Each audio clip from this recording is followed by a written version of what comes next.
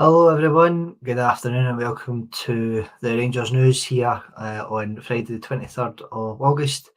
I have with me Cammy. We do have Derek lined up to come on, and we'll just add him in once he comes on, but we'll make a start. So how's yourself, Cammy? How are you doing this afternoon?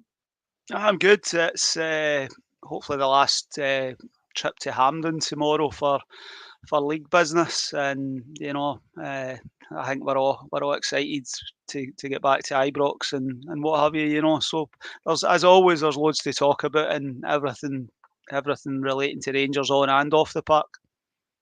Yeah, exactly. And I think with a kind of week to go to the end of the transfer window, we were just talking about it offline there. I'm looking I'm looking forward to once it closes. I think it's been a bit of a long summer for all, not just us, but every single Rangers fan for signings Aye, in and out the door. I'm not. I mean, as we say, I'm not a huge lover of it, and the whole daily different player every single day, and the hysteria that comes from that, and everything that people put from any account is considered gospel sort of thing. Yeah, So any sort of link. I mean, yourself, you've seen there's hysteria of long lists of players that have rejected us, but how serious has the interest actually been just because our name has been put into the mix? I mean, I'm sure there's Rangers are very they keep everything under wraps. We don't really share a lot. Nothing really gets out. Anything that's coming is coming from the the, the, the country that we're trying to or purporting to try to buy from, sort of thing. So it's roll on next Saturday, and then we can just get on with it with the squad that we've got, and just. But I think we will have a busy week ahead. He says, hopefully. yeah, exactly. So welcome, Derek, to the pod. Afternoon, Derek. Thanks for joining us. How are you today? Yeah, all good. Sorry I'm a bit late. Having to work on a Friday for a change. It's ridiculous. Ridiculous. That's quite all right. That's quite all right. We were just saying how we're looking forward to the end of the transfer window in the next kind of week or so. And so we'll kind of just kick off with that then. What's your thoughts in terms of kind of ins and outs? What do you think we'll do the next week or Oh, so? well, it needs to be a lot, didn't it?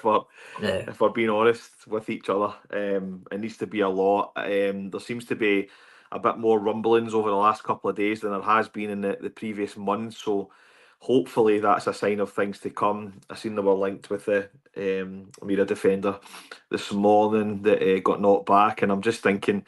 I seen the 7 million potential fee, and I thought if we're sitting on that 7 million potential fee, then get it spent. Um, Obviously, it's a lot riding on who goes out, and hopefully, Cantwell and a couple of others are moved on between now and the turn of the end of the shutting of the window. Sorry, so that's probably just as important. There's obviously a lot of wages being used up, and we just can't sustain that. Plus, signing new players of the calibre that we want. So, I mean, the only thing that I would say positively is Copen and Clermont's signing record so far hasn't been that bad. Connor Barron's hit the ground running. Cortez looked okay until he got injured. And Diamande for me looks to be, although maybe not, he looks to be a star in the making, in my opinion. He's not really, he's still got consistency to get, but he looks a fantastic player. So yeah, I think and proper, but I can't really judge. But fingers crossed that they pull another two or three out from their list between now and the shutting of the window, and then we'll be in a much better place. Obviously, other side of the city look as if they're going to be a bit more weakened, hopefully over the next couple of days. So for me, that gap doesn't become as massive as what we thought maybe a couple of weeks ago. sure. And I think with that being said, we'll dive right in. I sent over a couple of obviously agenda points for today's news, and probably start with the most prominent one, which was the post from Fabrizio Romano today on Twitter or X, whatever way you want to look at it, about this centre back from Almeria. I'm not sure how you pronounce it, but Kaiki, a Brazilian centre back, 20 years old. Proposed 750k loan, 7 million potentially option or obligation to buy with a 30% sell-on clause, which was rejected during the week. Again, something out the blue. I think it's something I don't think Kai has caught, so I'm sure Kai will get something up later on some social media for people to peruse or look over. But yeah, just probably touching on what you said, Derek, and probably come back to yourself, Cam. It is positive in the last week that we are looking to still make signings. Potentially of seemingly good quality if it's it's a 7 million potential clause or buy.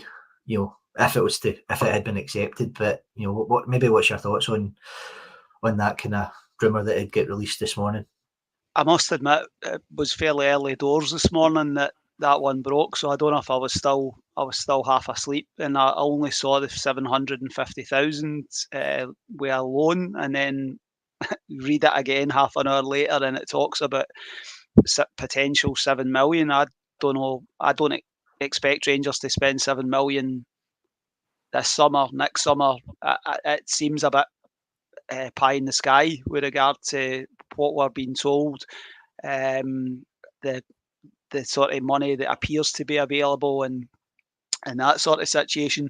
The encouraging thing is that it's a centre half. I still think that we do. It's an area. I am a broken record. We need to improve the spine of the side.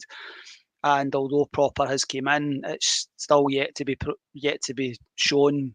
Is he going to be what we need moving forward? He's experienced and all that sort of stuff. But this one just came from nowhere. I've never heard of him. I do have slight concerns without knowing anything about the guy. Brazilian coming to Scotland.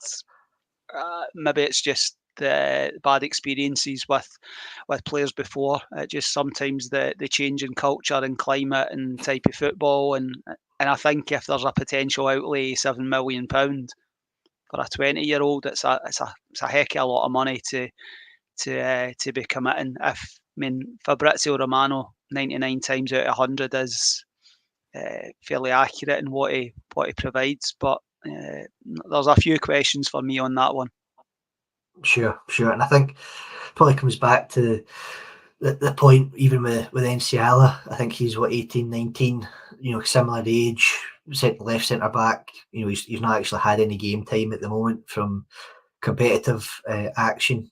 He's obviously played a couple of the B team games, and he's played obviously in the friendlies in pre-season, but we've not seen anything of him in competitive action yet. So I'm just wondering, probably come back to yourself, Derek, do you think he, again, based on the fee that was reported this morning, do you think he would have come in and potentially as a partner for Proper or Suter if it had went ahead, or do you think he would maybe have had to spend some time in the B team? And again, it's obviously difficult to say considering it was rejected. Well, first, a potential fee of 7 million, I expect him to play both positions at Rangers at the same time. Yeah. It's a lot of money. Considering we paid for 4 million for Goldson, was 3.5 for Goldson. Almost double or more than double that. Potentially, I'm not sure exact fee for Goldson. I think it was 3.5, maybe double. Anyway, my point is, if he's got a potential fee of 7 million, I'm expecting him to, come in and be playing tomorrow. Again, it's very hard to see without seeing him play and not hearing much about him. However, if he's 20-year-old, seems to be the sort of profile as these players that bring them in, give them game time, polish them up if you like, and then move them on. It's the only way that Rangers can sustain themselves going forward. So it looks like a good model that's been proven. So hopefully, it's hard. Again, I don't get too caught up in who we're going for and who we're looking at. These people on Twitter that get annoyed at or miss players that we never had really frustrate me. So I'm not one of these guys, but it's good that we're looking. We definitely a centre half, as Cammy rightly said. So hopefully we get one in, be it the Brazilian gambler. I'm going to try and say his name at the moment. I've not looked at it too much, or another. We definitely need at least one in before the window shuts. Sure, no, I agree. I think it's, again, maybe just touching on what Paul was saying there, it's obviously just showing that Clement's still eager to get replacements in, and I think we're all agreed on that if the window shut tonight or tomorrow, I don't think we'd be very confident in the the first half of the season with the current squad the way it is, and the number of players that were kind of looking to move out the door. And again, I know it's not going to be overnight, but I think it's just very interesting that, again, just as we touched on, it's unlikely that we'll see much more action potentially until the end of next week, as the window starts to close. So I think it'll definitely be an interesting next 8-9 days until the window closes. I think maybe just we'll move on or kind of transition into the kind of transfers in general. I know, Cammy, you'd mentioned about this. Can I just? There was one of the of one of course. the comments there said about it shows that the manager and Coppin are eager to find, and I think I said to you again before we came on, there's been links that left backs, there's been sort of left wingers, there's been we could upgrade pretty much every position as it stands just now. Unfortunately, it's not going to all happen in the next 7 days. It was never going to all happen in one window. But I was consistent with, if you improve the spine and you get 3 quality players in the spine of your side, go all the way back to Graham Souness, different era and all that sort of stuff. Graham Souness didn't come in and sign 15 players, but he signed 2 or 3 very important players that affected everybody else that was round about them. So if there is £7 million sitting there, I don't believe there is. That's why they're potentially looking to kick it on for a year. I'd be looking to bring 2 to 3 that would make, rather than one player that's young and unproven sort of situation. I'm keen, as much as there's a profile in what we want to sign, I think you have to get a balance. You can't just sign players that are going to have future sell on. You have to get. I think Connor Barron, Derek's spot on, has been very good, but I still think he needs an experienced head alongside him. I think that would bring Connor Barron on even further, sort of thing, But I think I always chuckle. Curry comes in the comments, and once we get the right back, Tav hasn't started the season brilliantly. It's. I don't know if I'll get banned for actually talking about it, seeing as Scotty says we're not allowed to talk about Tav this week. But he's not started the season brilliantly, but there's so many other different things that need to be addressed within the team and within the squad, and I think I said this when Tav was going to go to Trabzonspor.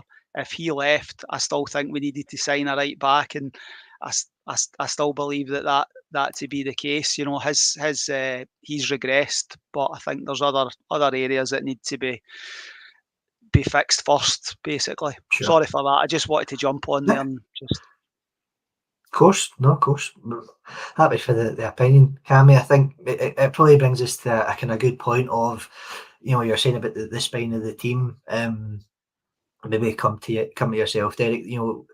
With that being said, again, in an ideal world, you're kind of maybe hoping for another 4 or 5. But if there was, say three positions, if the likely outgoings are, Haji, Campbell, maybe a Lawrence or a Matondo, that's been rumoured obviously this week about outgoing. So, ideal world, what 3 positions are there 3 specific players that you would have in mind to have come in to help strengthen the team? Again, they don't have to be, they could all be one position or different positions in the team. What's your thoughts on? Yeah, that's very hard. As I say, I'm probably in Cammy's camp. We need 4 or 5, but the 3 positions that I would look to strengthen would be number 9.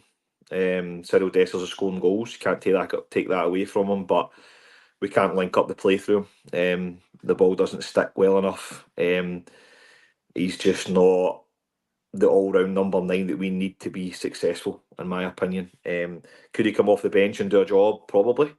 When defence are tired, his finishing's, terrible at times, but there's no denying he's notching goals. But we need to improve that position, in my opinion, if we want to win the league. Centre half, we need a centre half. spine of the team's so important. I hate to just copy Cammy, but he speaks a lot of sense, so I'll piggyback off him. Centre halves here, I don't see that leader type. Terry Butcher, Richard Gough, could go through the years. Davy Weir, Carlos Cuellar, we don't have that ball winning leader. I'm going to headbutt my granny away to get this clean sheet type player. And I think that Popper might be that. I certainly thought he looked good and aggressive in the game against Motherwell. I know he scored their own goal, but he was certainly aggressive. So he might be that type, but I still think we need one more. I don't mind Shooter as a player. He's just very easy. He's too easy for me to play against as a centre forward. I think he gives the strikers too much change. So I think we need someone more dominant at centre half. Tav gets away with it because I think, again, I agree with Cammy. I think there's Tav's been terrible this season, and I've been his biggest critic. I don't care how many goals he scores because teams 100% target him, and we 100% lose games and lose points because Tavernier's in our team. I don't think anyone can really argue with that understands the game. It's whether you want to justify that by saying, he does win his games by scoring goals as well. Of course, I can argue both points, but for me, teams target him. Teams train all week to focus on Tav and the space that he leaves behind us and the fact he can't defend the back post. But he gets away with it. I would sign either a 6 or a 10 to play next to Connor Barron. 6, 8 or 10 actually, doesn't really matter. Connor Barron seems to be able to do both, but a key 6 would help us so much better in the play out, and a 10 would help us, or Diamandi can move forward, of course. So that's why I'm saying 6 or 10, because I think the midfield needs a bit of creativity, a bit of passing forward, and a wee bit of more control of games. I don't think Connor Barron gives you that control on the ball. Certainly off the ball, he's excellent. I love him. Rangers player flying into tackles. He's a winner. You can see that right away. But I'd like someone in there to put their foot in the ball when we're up against it and really control the flow of the game. And that's kind of missing for me. So I would say move Diamandi into the 10, sign a good 6, sign a centre half, and sign a number 9. I think with Jack Butland, hopefully his form comes back. I think then you've got that natural spine of the team that we're talking about. And I don't want to say the rest of the positions don't matter, but as long as you've got that spine, you're usually not too far away. Cammy made the point a couple of weeks ago. You'd let Monroe and you had Morris Ross. You had and I hate to dismiss these guys because they were good professionals, but because we had that strong spine through the title winning teams, these guys could come in and do their jobs. And get 7 out of 10s, and the rest of the guys would win them the games. And we don't have that natural spine at the moment. So when boys are coming in at the left back, left wing, right wing, they don't have that natural spine to feed off of. And I think that's what's making us struggle. I know I've kind of went long-winded there, apologies, but I just think that it's so important to address that over the next week or so. Again, Popper might be that man, but I certainly don't see it in the midfield yet, and I would definitely need a replacement for Dessers if we want to do well in Europe and the league, in my opinion. Sure, no, I take that on point on board, Derek. I think for myself, I think midfield's probably the kind of probably the most priority, or for me the priority. I think, as you said, Barron's looked really good in the games that I've watched. I've only seen 2 of the games, one of them being fortunately the Dynamo Kiev game and then the St Johnstone game last weekend. And thought in the Kiev game at Hampden he was really, really good. But yeah, I think the midfield, probably just as one of the comments from William had said, we probably need more kind of midfielders that are going to help score goals. I know Diamandi came in at the start of January, the start of the year, and then obviously contributed a couple of goals, but he's kind of fallen off. I think he's maybe getting asked to play more of the 8, beside Barron. So yeah, I think, as you said, I think if we managed to get a 6 in to sit with Barron, Diamandi could be a bit more of more of a free role in the 10. If we can get the likes of Hadji and Camille out the door, then hopefully that frees up a bit more money to go and reinforce these areas. Again, it's difficult with the up front. I'm not as worried, but again, you're a Desser's injury away from a crisis because Danilo's still on the road back as much as he got game time. You get 45 minutes against St Johnstone last weekend. He's, maybe more of a confidence thing for him. Eager man, hasn't been in any of the squads so far. You don't know how far away he is from coming in, and even then he'll probably play some B team games before that to get match fitness or match time.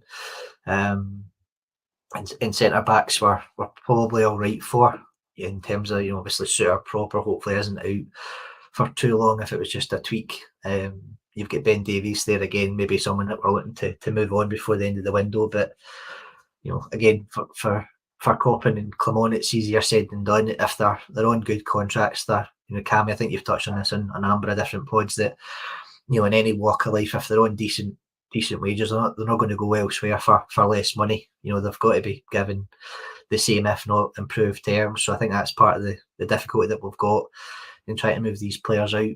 But yeah, I guess it'll be, as we've kind of said the last few weeks, it's a wait and see to find out who we can get in and who goes to free up that money. Again, I do find it interesting that, just probably touching back on what's been said before, that there probably is deals or are deals lined up to go over the line, but we just need folk to go out the door. So hopefully we see more outgoings at the start of the week or over the weekend and at the start of next week, so that we can start get the ball rolling on bringing fresh faces into the club. So yeah, interesting week ahead. Hopefully it's a come Friday night, next Friday night, we're here a bit more of a positive take on the transfer window. But we'll move on. I think the other kind of main positive for this week was the progress of the stadium, the pictures and some of the videos that have been circulating around social media. It looks as if all the the kind of hard graft has been done. It looks as if the crane is off the pitch. So yeah, Cammy, just to get your thoughts on that. Hopefully we're on track to get back in after the international break. I mean, it's I think everything arriving certainly helps. All the materials on site and what have you, and you're obviously getting updates for people that are doing tours and all that. And I think I shared a video of the sort of concourses, and I think that's, although the visual, that what you'll see, the seats will be going in and all that sort of stuff, the cranes coming off the pitch and what have you. Sorry, I've got dogs going mental outside the house. It's the crane coming off the pitch that the groundsmen they can get to work with regard to that. I think we're obviously targeting that Dundee game on the Saturday night. And there's still the potential that we could have a Europa League match the Thursday after it. And I think once we're back to Ibrox, we'll be there about 4 times in the space of a couple of weeks, sort of thing, But I think there's a lot of negativity and a lot of concern over the football side of it. But I think the mood of the support has only been so low because of the fact that we're at Hampden. You can't underestimate the feeling of being at Ibrox and how much we all look forward to getting back. So I certainly things look as though they're moving in the right direction. I don't know if the club will issue an update because they've hedged their bets about that Dundee game, where the game's going to be. They'll probably have a date where that's what they're sort of, right, by the 7th of September we have to make a decision because we have to do ticket sales and all that sort of stuff, So what we're at, 23rd. So I would think by the international weekend, I think we'll know far more. Sure. No, I think I would agree with that, Cammy. I think it's been interesting that the work has went so quickly. Having been lost Cammy there, but the work that was done, the fact that we were tracking shipments from Southampton up to Ibrox, and kind of every little step of the way has been getting tracked on social media. Derek, what's your thoughts? I think do you think we'll the pitch will be ready in time for that Dundee game at the kind of tail end of September. Well, hopefully. I mean, it's a positive step. I think if you'd listened to fearmongers on Twitter, you would have thought we were getting back in this season. Oh, so to potentially only miss like two or three home games would be fantastic from where we were. Still, it's probably cost us going out the Champions League. And if we're being perfectly honest with you, I think the fans drive Rangers on to a victory in that game. Obviously, the referee, etc., cost us a bit as well. But I just think that when we were at Ibrox, we're a different team, and I just dying for us to get back. It doesn't cover up all our frailties squad-wise and stuff, but it definitely can help the crowd get pushed on, especially in the big games. Now, if they manage to get us back in for the 21st of September, then it's, almost the best of the worst case scenario, if that makes sense. It's not been great, but if they get us back in that quickly, then good stuff.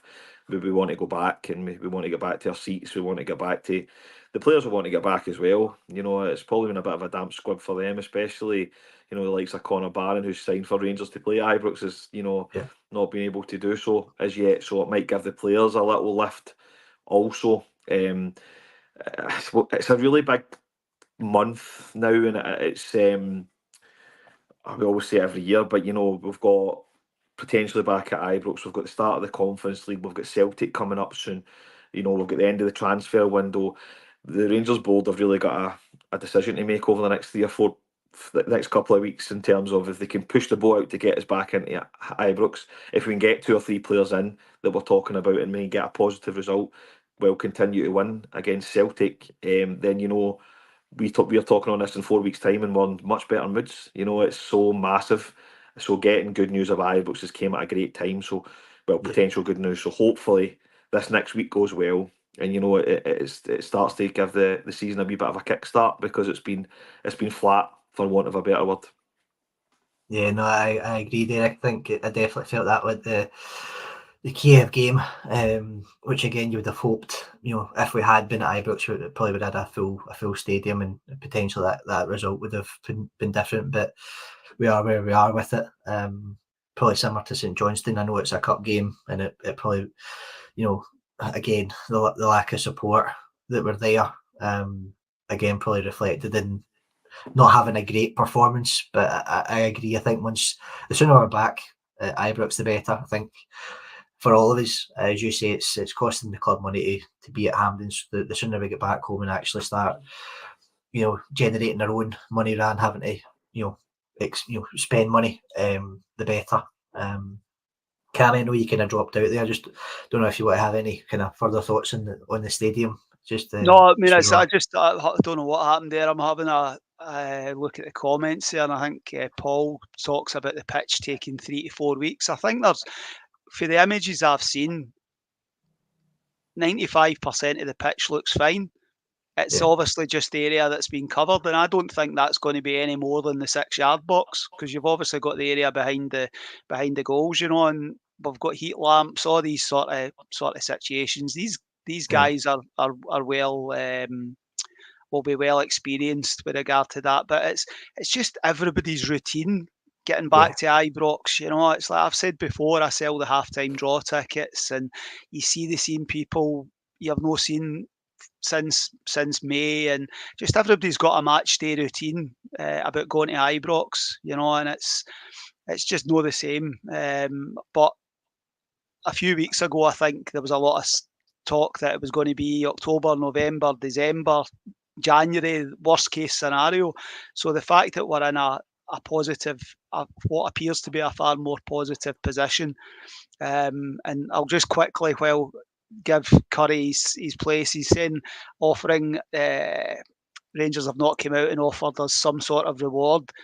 Rangers, in my experience, don't give anything back, to be perfectly honest with you. Rangers give nothing for nothing.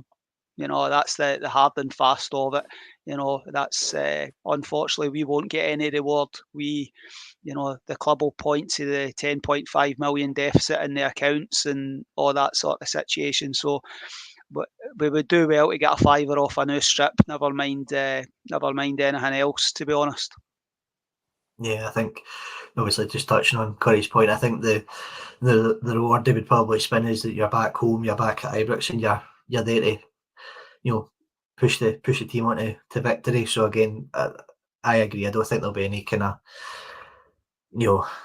as you said, Cammy, there'll be no financial outlay or discount on anything for tickets or that. I think there'll just be a case of let's get back in and get generating some money rather than having to keep renting out Hampden and the like. So hopefully with everything been said and done, as you said, I really hope it's not the full pitch. As from the pictures that we've all seen, it's really only that kind of 6 to maybe even 18-yard box. I don't even think it'll be as much as that, but hopefully that doesn't take as long as what's been predicted so far. So yeah, that was really the kind of two main points. Maybe move on to kind of slightly differing news to, with regard to the B team. I know that they had a game during the week. I seen that there was a 6-2 loss to Blackburn. Again, obviously a few of the youth, the team getting a chance in that game. I'm not sure if Hadji played in it or not, but maybe just a quick run through, Cameo, your thoughts on the B team's games so far and the kind of result during the week. Aye, that's a whole podcast in itself. My frustration with regard to what is the academy set up. Willie Irwin's obviously our expert with regard to all things B and academy side of it, but these friendlies aren't. This is not we wonder why we can't bring young players through. You can't continue another season, and it looks as though we are going to continue another season with these best of the best sort of fixtures, playing friendlies against teams. And I noticed that we're the B team's going down to play Luton in a couple of weeks' time, in a sort of under 23 against their team. I think there's the academy side of it, the B team side of it. The Lowland League wasn't perfect, but at least they were playing in a league and they were playing competitive football against men on a weekly basis. So Hadji, to his credit, he appears quite content, and he's wanting to keep his cell up to sharpness for when a move does happen. He's obviously been linked, going back to his homeland, so he's a good pro, and he's obviously wanting to keep his cell going. I saw that comment, we've played more games in the B team, last season between January and the end of the season was 7 or 8 games across a 5-month period, which is, it's embarrassing, to be perfectly honest with you. There's so many issues with regard to CEO, director of football, head of youth. There's so many things, not just the first team, that need to be addressed. The one positive, I'm sure it was the B team have obviously qualified in the SPFL Trust Trophy, and I think they got a favourable draw in the next round. So from that point of view, that's positive because it's an actual competition as such. Yeah. Kickabouts on training pitches and all that sort of stuff. That's no. I just worry about the trying to attract young players when the pathway, try and get as many buzzwords and key phrases in as possible here. It's the likes of Bailey Rice. He's not gaining anything for these games other than match sharpness.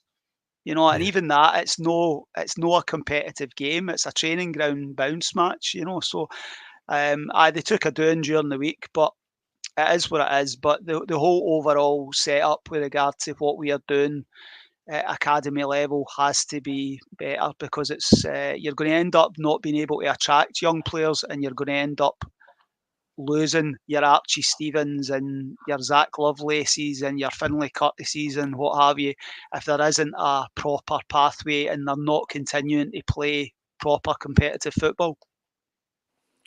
No, I agree, Cammy. I agree. I think it's definitely something that needs to be looked at and improved upon this season going forward.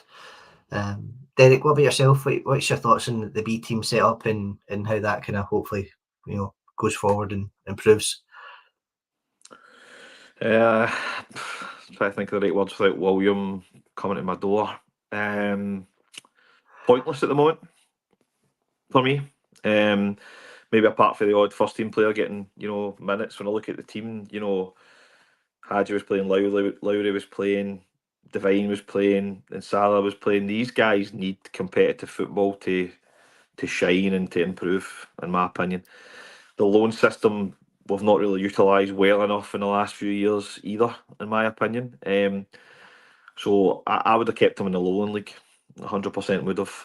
It's obviously with Scotland being such a footballing backwater, there's no chance we'll get them in the league. So the lowland league was the next best thing, and I would have kept them in it. There's nothing better than playing, for 3 points every Saturday for your development. And folks said, "Oh, it might be too easy for them." Well, it wasn't. They didn't win it. So Yeah, it was obviously, and they lost some games as well. So it wasn't as if there was a. Put it this way, that I'm a West of Scotland man, football league till I die. We've got much better teams in the West of Scotland than we do in the Lowland League. I won't hide that fact. But at the top level, your East Kilbrides, Trinents, teams like this, they are, top notch. Bonnyriggs went up. They've shown that they can do it in the leagues. There's a few others that I could rhyme off, but the top half of the Lowland League is, very competitive. Stirling University is a good side as well. So they would have got challenged. Obviously, they would have played Celtic B. I think Hearts B are still in it. So excuse my ignorance. I think Hearts B are still in it. So they would have been challenged. I think that was a bad decision to take them out, in my opinion. These best v best can be fantastic. You can get some great experiences. They done it a few years ago. They were playing teams from all over the continent, and that was fantastic. But I don't know how much you're going to learn or get yourself ready for a Wednesday night must win at Ibrox if you're playing Blackburn reserves. I just don't see the correlation there. A lot of these Premier League teams, Championship teams have under 23s, and none of them make it into any sort of first team football because they're 23 and they're still playing under 23 football. It's just not. It's not the way to go. Obviously, there's people that buck the trend, of course, but that's usually the norm. You get players that are 23 still signed to Luton, for example, and they've never seen a Premier League pitch. And that doesn't really work either for them. So why should it work for us? I think these boys either need to go out on loan to League One, League Two teams, Championship if they're good enough, of course, a Premier League, even better, or they need to be in a competitive league. And unfortunately, the legal teams will never allow us into the league setup, in my opinion. So for me, I would be applying to the Lowland League again next year and getting them back in there and getting them some competitive fighting for 3 points. Yeah, I definitely think it's one that needs looked at. On the whole, I think you've both made compelling points. I think myself, it's I thought that they had competitive games in the Lowland League a couple of years ago, and then as we've both said, as everyone said, that last year was a kind of non-event. There was no regular competitive action for them. Cammy touched on the fact that they're in the next round of the SPFL Trust Trophy. I think it's against Fraserburgh, which again is a competitive tie for these boys to go out and hopefully impress. The fact that Clermont has taken some notice of the B team and the players in that, it hopefully bodes well for the future. But again, they need regular action. They need some form of league campaign just to get the minutes in their legs, just to build them up. Hopefully hopefully maybe take part in the first team at some point over the season. But yeah, it's definitely it's not going to be fixed overnight. But yeah, it's definitely something that probably not just us, but the majority of Scottish football really need to look at and try and improve upon, just to improve the quality of the game overall. Well, I'll repeat this, and I've said this on previous other podcasts. Maybe in Cammy's maybe heard me drone on about it. We missed a point in time when the West of Scotland League was getting set up. We should have applied as a Rangers B team to the West of Scotland. We would have been accepted, and then we could have been in the Lowland League by winning leagues by now. And I'm sure that would have been accepted. Stranraer, I've got the reserve side in the south of Scotland, but it's just because it's Rangers, Celtic, Hearts. People are got their backs up about it. It's ridiculous, but that's where we're at. Sure. No, I take on board your point, Derek. I think it's definitely something that needs looked at. But we'll move on. Hopefully a bit more of a positive. With the Rangers women's team, I see that they've started their league campaign quite strongly. Over the last 3 games, I think they've all won the 3 games that they've had, and I think they've scored quite a lot of goals. The most recent was 9-0 against Queen's Park. I think that was during the week. So yeah, it looks as if Joe Potter's obviously building a strong squad, and there's definitely been more signings for the women's team over the last few weeks than there has been for the men. So I don't know how many folk will start looking towards the women's fixtures, but it's definitely been something that's caught my eye, that they seem to be making regular signings. Maybe at least one a week, or one every couple of weeks. Cammy, what's your thoughts on the latest from the women's team and how they're doing? Aye, fair play. They've started the season well. I think it's similar to the women's league down south. There appears to be like 3 or 4 sides that are really, really strong, and then the rest aren't very good, to be perfectly honest with you, without decrying the standards. I think when we come up against Celtic and Glasgow City and what have you, I think we've still to unfortunately face Arsenal in the qualifier, which could be messy across 2 legs, because that's a different level and entirely, But I know they've started the season well, but I don't pay a huge attention to it.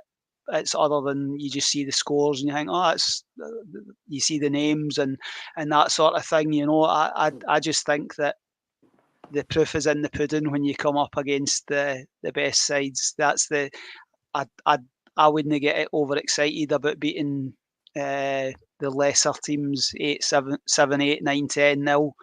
If you then go and get beat with Celtic and you get beat with Glasgow City, you think about the first team.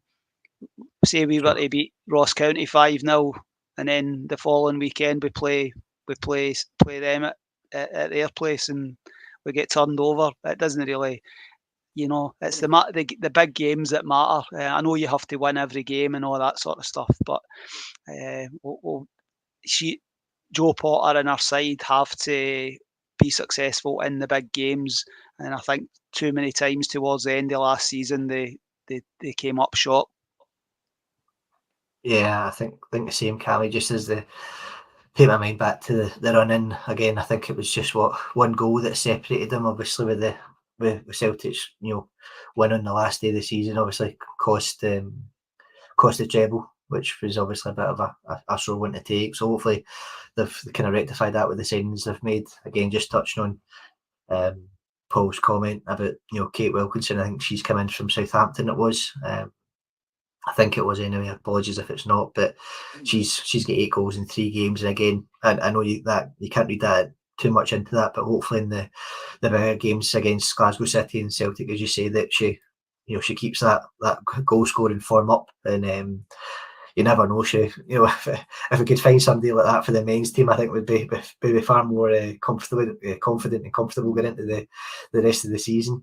Derek, what's your take on the women's team so far? Yeah, I mean the improvement in them in the last couple of years since they went professionals is there for all to see. So that's a positive. Just unfortunate that City and Celtic seem to have done the same. So it's good that it's competitive. You've got that sort of 3-way race now, and there's a massive gap between the top 3 and the rest, and that's why you see these 10-0, 9-0s, and Queen's Park. The coach used to coach my daughter. Actually, he's very, very, very good coach. But they've just came up and they've got, not got anywhere near the resources that Rangers do. So I wasn't surprised to see the score. My coach at the Fawns actually head of women at Queen's Park, so I had a wee slagging with him on Thursday, on Wednesday when he was at the game. But yeah, I'm not surprised to see the scores. But yeah, it's just there's a big gap there that might get filled, it might not get filled. But again, the proof's in the pudding, as Cammy says. They need to win the league this year. There's no two ways about it, and I think that they will. I think the couple of signings they've made has take them on to that next level, and I think they'll go on and win the league this year. Fingers crossed. Same. I'm hopeful that the squad that Joe Potter's built and probably continues to build over the next week or so. Whenever, I'm not even sure if their transfer window, when their shuts, if it's the same as the men's, but she's definitely built a strong squad for the upcoming season. So hopefully they continue to go from strength to strength. I think that was really everything I had in the chat, lads. And I'll maybe just touch on. I know we had a pod during the week about the potential incoming of a new CEO. Maybe just get your thoughts on that. I'll come to yourself, Cammy. Aye, the sooner the better. To be honest with you, it's there's obviously been names linked. I'm not one of these people that goes and digs into somebody's background, and we'll see what happens when they're appointed. But the sooner the better. And much like everything else that needs fixed at the club and addressed across all the departments, the CEO's the starting point with regard to that.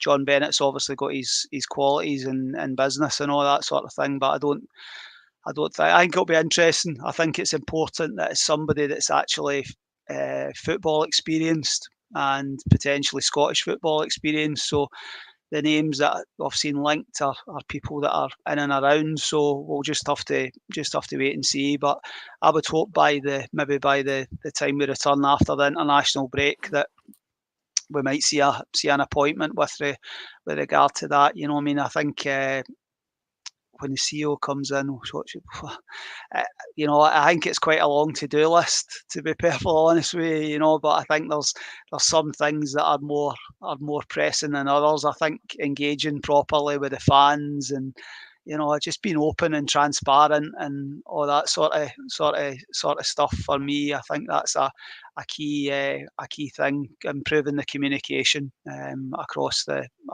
club. I think that's a huge area of. I just think we're poor at it, to be honest. But hopefully sooner rather than later.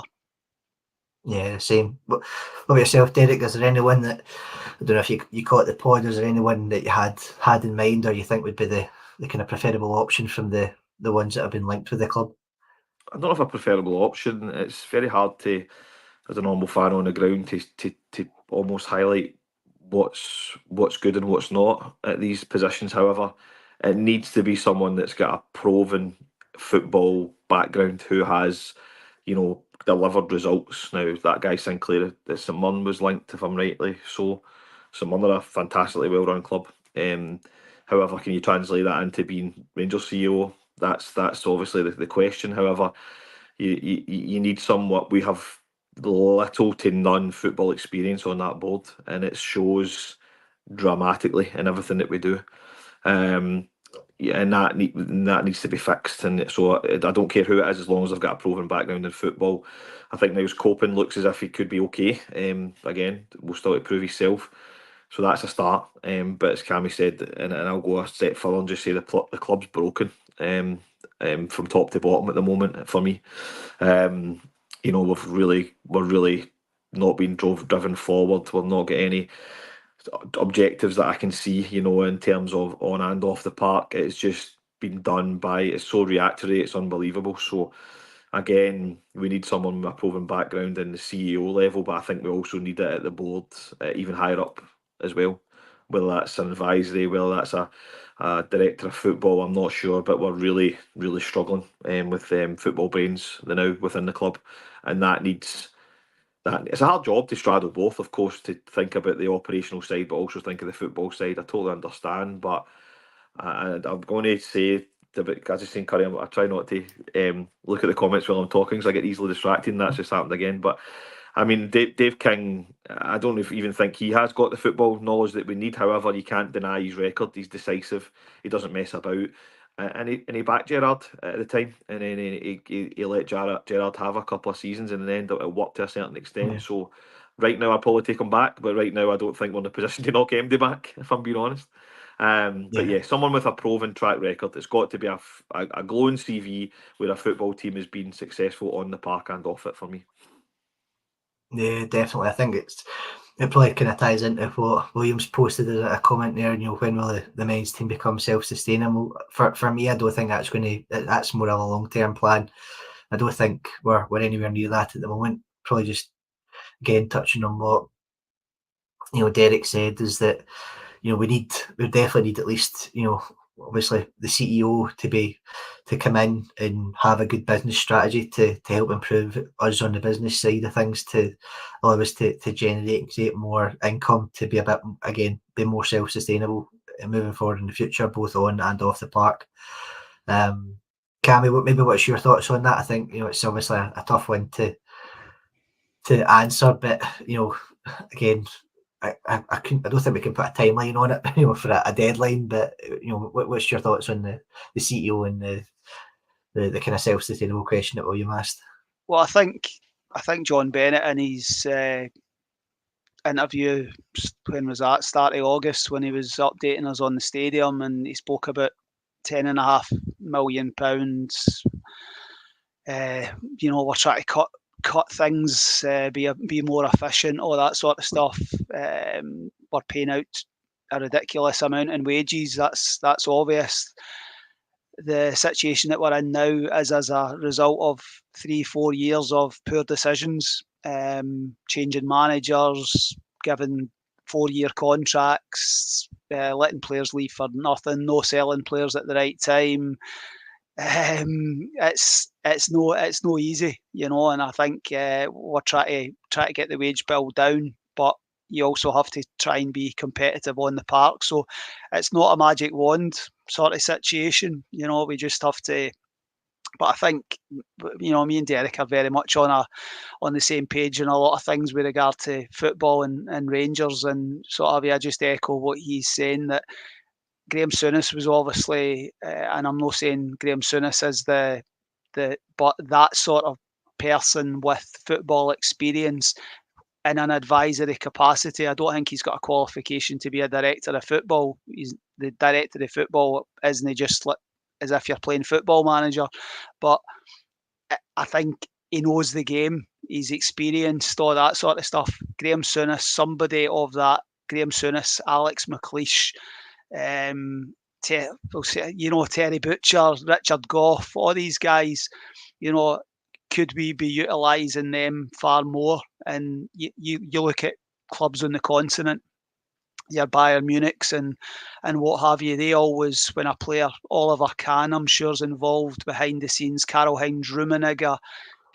football people that are involved with regard to the football side of it. It's John Bennett and Dave King and all these people may be good in business and all that sort of stuff, but you need to have that balance of people that understand business and people that understand football. And if you can get that balance correct, then you get a well-functioning football club, which then makes it more likely to get a successful football club. But it's whoever comes in, the CEO, wish them well, and there's just so many areas need fixed. But if the new CEO wants to meet me and Derek for a bite to eat, we'll certainly cover that across an hour. We could. I don't think they would get much to actually say, because we would just be talking constantly about all the things that need to be improved. But I joke, we all just want Rangers to be the best that we can be on and off the park. Yeah, same. Agreed. I think I can't argue with that, Cammy. Again, just looking through the comments, I know there are a couple of questions mentioned. Obviously, William had said about when the Rangers bar will open. I think that's due to open turn of the year, but again, there's been no timeline or update provided to us. Hopefully by, you never know, Cammy.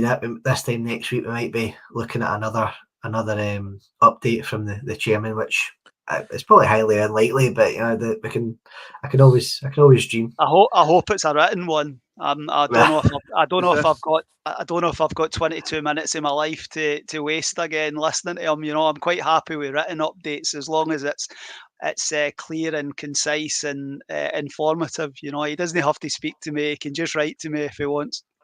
Is William suggesting that we can't watch Rangers sober this season? Is that what he's saying? I'm not. That could well be implied, Derek. I think if we don't get any more signings, I think we're all agreed we'll definitely need a very strong drink. Definitely going into that game on the 1st of September to start with. But obviously there was a couple of different things as well. I've seen this one from Curry. I know that I've seen obviously this was in the chat as well about would you be against Elon Musk coming and changing the name to Ibrox? I think it's definitely something that should be open and looked at. He's obviously. I will take it as it is from the comment, but I'm 100% not against changing the name Ibrox. I think it would be ridiculous to not look at any funding streams. Obviously, it'd be a premium, and it would have to fund X amount of years transfers or something like that. But at the end of the day, it'll always be Ibrox, and that's all that matters to me. There's a reason why every big club in the world have done it. And I don't see why we can't let our own, we can't cut our nose off to spite our face because, my grandpa used to call it Ibrox. I get all that, but Ibrox is Ibrox, and Ibrox is the people, and Ibrox is the club, and Ibrox is the trophies, and Ibrox is the going with your dad to the games on the supporters' buses. It's not the name of the stadium for me.